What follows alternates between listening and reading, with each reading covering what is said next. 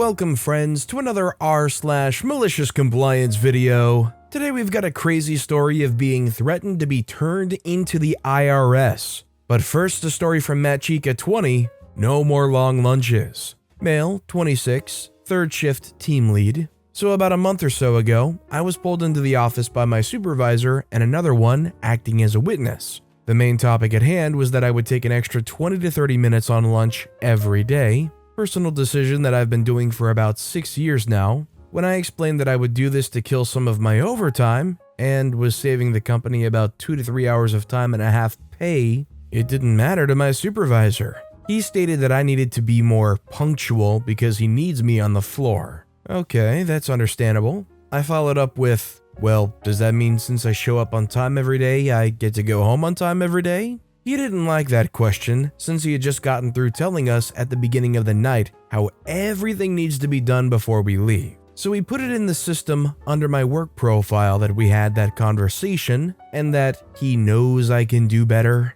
Oh, I did better. Fast forward to last week, it's been almost a month of 1 hour lunches only and still staying late to finish off the work from the night. My paycheck was the biggest I've seen since I took this position a little more than a year ago. I was excited and I knew why it was that big.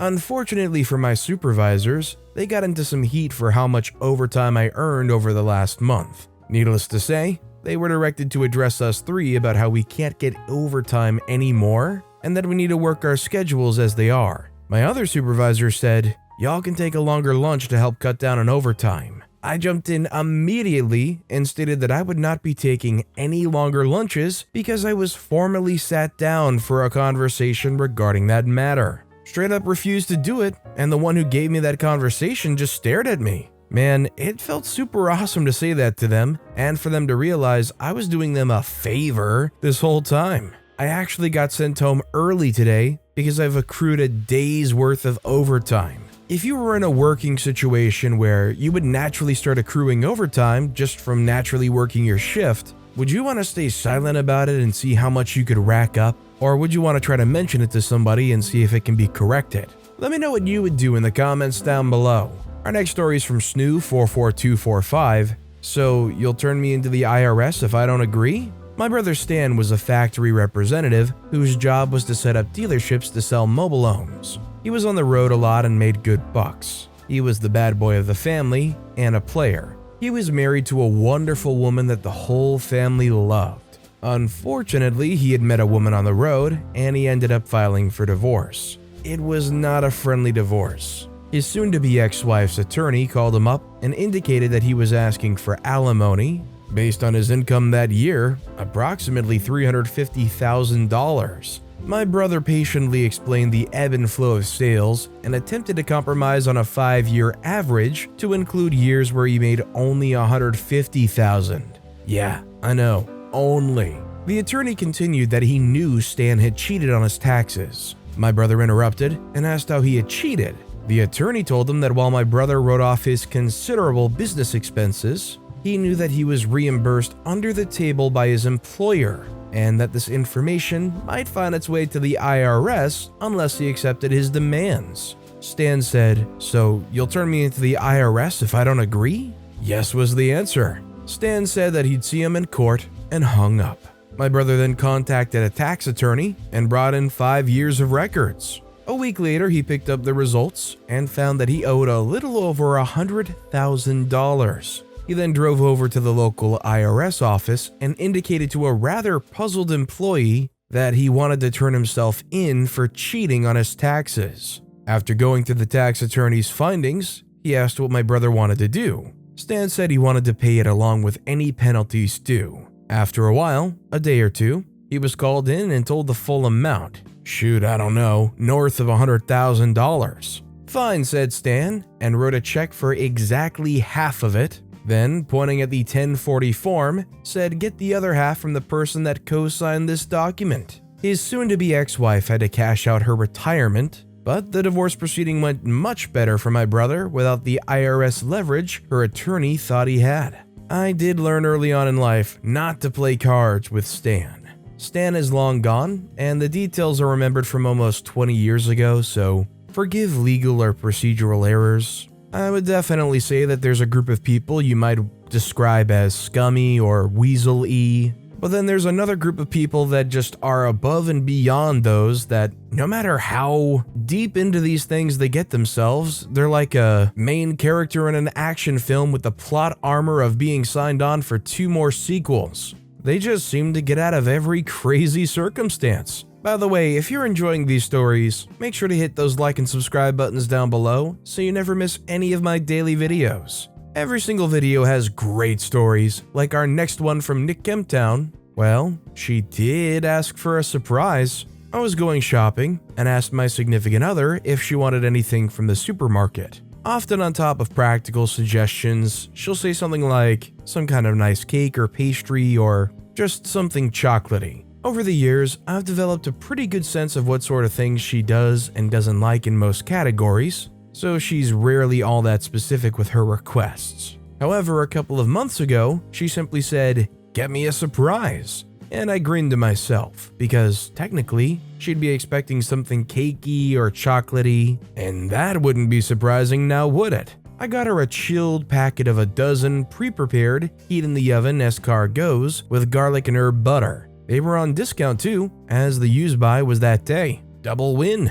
Reader, she was surprised. And to her credit, she did eat one, but said I could have the rest, so I did. Throughout, I'm grinning like a crappy 12-year-old boy who's pulled off the prank of the century. Not often one gets to feel like that at my age. I reveled in the immaturity of it more than I should, and still smiled to myself whenever I remember it. The following week, I asked again if she had anything to add to the shopping list. Once again, she said, "Get me a surprise." And that devilish smile must have played on my lips, because a sudden look of panicked fear appeared on her face, and she hastily and desperately appended that I would like. Of course, I did. Sadly, it's been months now, and she hasn't asked me for a surprise since. Shame.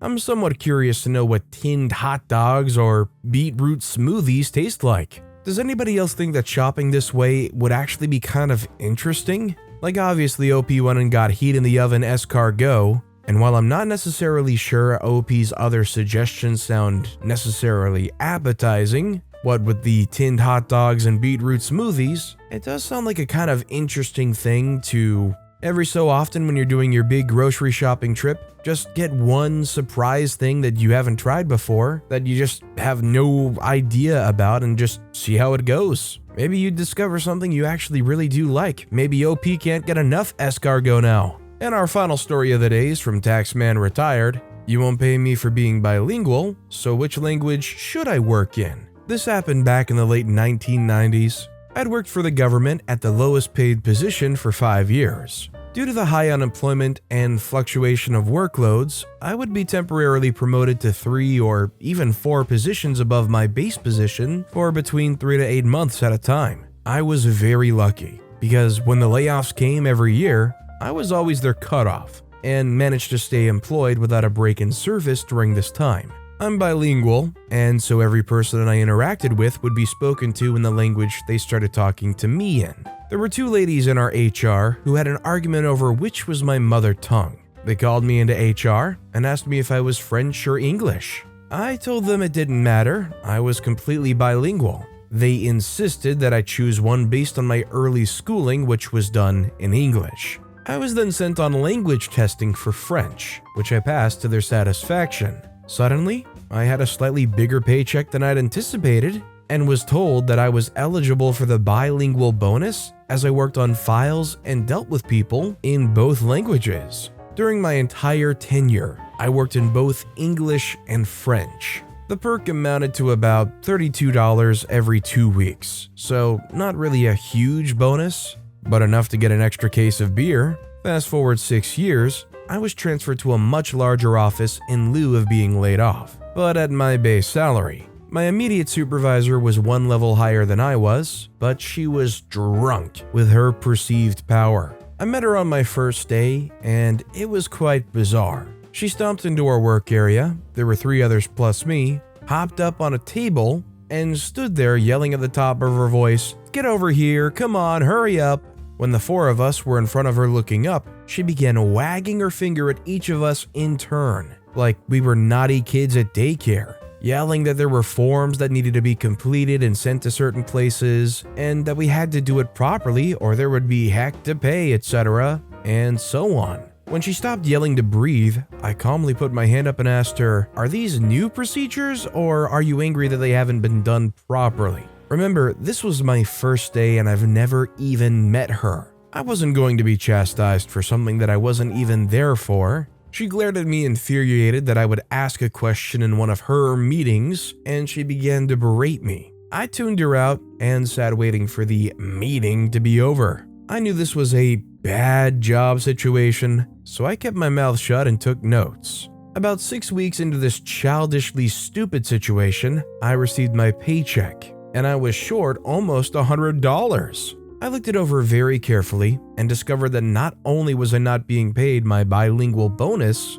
but that they were clawing back the bilingual bonus I'd received the 2 paychecks before. I approached my supervisor to ask why this had happened. She said, "Little people like you at your level don't qualify for a bilingual bonus, so tough. Now get back to work or I'll write you up." I made an appointment to speak with her supervisor, who was 2 levels above her. He said, "I don't have time for these petty arguments. What the heck are you complaining about? You get free parking?" Yes, he swore first. I shouted at him rather rudely, "What the freak does free parking have to do with this? I don't own a freaking car." I was furious, not only because I'd been denied my bilingual bonus, but that they didn't consider me to be worth speaking with. Their attitude made it quite clear that they believed they were the top dogs in the hierarchy, and I was less than a peon. Cue malicious compliance. I walked into my boss's office first thing the next morning, and I do absolutely no work until she arrives. She tells me to get to work. I told her that I needed to know which language I was supposed to work in. She says it doesn't matter, I can work in both. I insist on seeing, in writing, my language of work. It takes her 20 minutes to find the right paperwork, but finally she stabs her finger down on a piece of paper and goes, "There, you're in an English-only position, now get out of here and work." I calmly walk back to my workstation, and I work all day long. But when I see a form I'm supposed to stamp and file in French, I simply place it in a growing pile on my desk. I work 9.5 hours a day so that I could leave early on Thursdays and have Fridays off. At the end of my day, I clean up and lock my work area and head into her office with a pile of papers that was just under a meter in height. I drop my load on her desk, and some of it falls over onto her work. She's pissed. "What the heck is this?" I smiled as I calmly said, "It's all your French crap," and I turned and left for the day. The entire office could hear her cursing at me and screaming for me to get back there and clean it up. I laughed quietly to myself as I stood waiting for my bus, planning on enjoying my long weekend.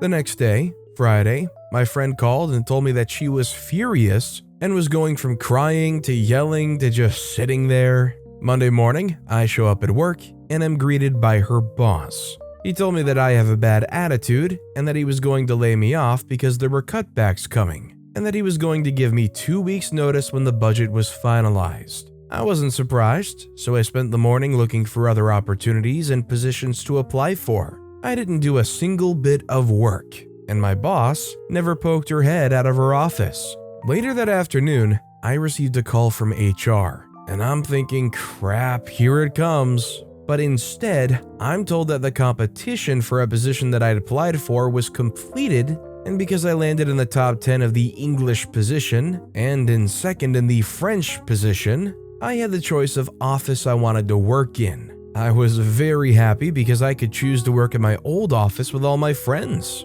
I danced around the office a little and no one could miss the absolute joy on my face. I spent the next 2 weeks doing absolutely nothing, and my bosses just ignored it because, bonus, the position I took was 2 levels higher than my supervisor's boss, and he was required to ask for my permissions to change anything in his office. My former supervisor was demoted because of my complaints to the union, and she lost her bilingual bonus. I started in the mailroom and learned so much about the organization that I was able to be placed anywhere and work effectively. I had a degree and certificate in 2 polar opposite fields of study before I started working there. Just because someone is working for minimum wage doesn't mean they're stupid and you can treat them like crap, because you never know. They may just be your boss one day. Although I was very upset at the way I'd been treated, I never used my position to be punitive to them. I could have easily have done so without any suspicion,